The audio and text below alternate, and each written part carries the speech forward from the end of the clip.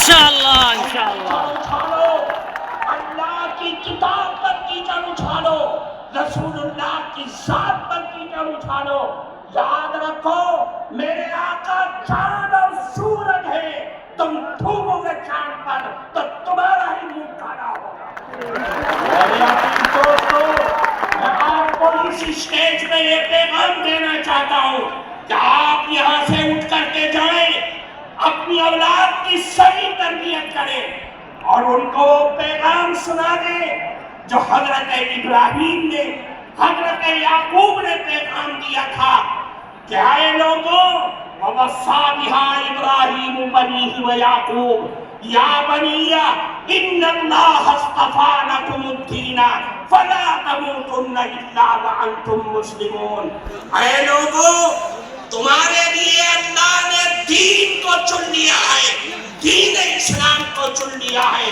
تم مرنا مر تو جانا لیکن دین اسلام کا دامن نہ چھوڑ دینا. میں آپ کو اس اسٹیج سے خیر سگالی کے طور پر یہ پیغام دینا چاہتا ہوں، اپنے اندر سے ڈر اور خوف کو ختم کرو اور یاد رکھو مسلمان کے دونوں ہاتھوں میں لڈو ہے. وہ جیے گا دین اسلام کے ساتھ جیے گا تو غازی بن کر کے جیے گا، اور اگر مرے گا دین اسلام پر تو شہید ہو کر کے مرے گا. اس لیے میرے بھائیوں، آپ یہاں سے جائیں، اپنی اولاد کی صحیح تربیت کریں، اس لیے کہ معاشرے کی سب سے پہلی سیڑھی اور سب سے پہلا زینہ اپنی اولاد کی صحیح تربیت کرنا ہے.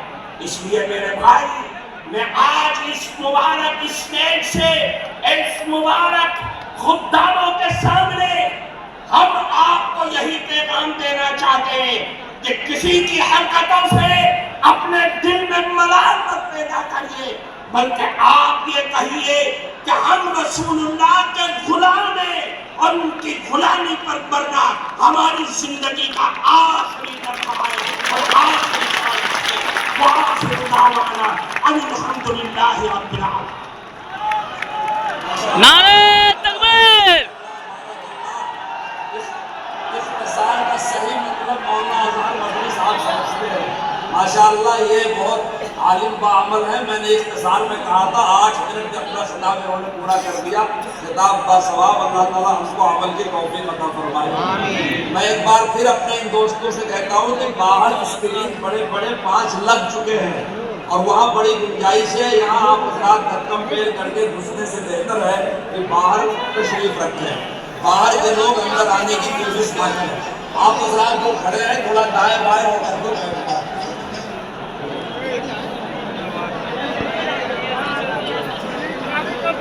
دیکھیے بیٹھیے بیٹھیے بیٹھیے گا بیٹھیے. ہمارے جلسے کا عنوان ہے تحفظ آئین ہند اور قومی یکجہتی.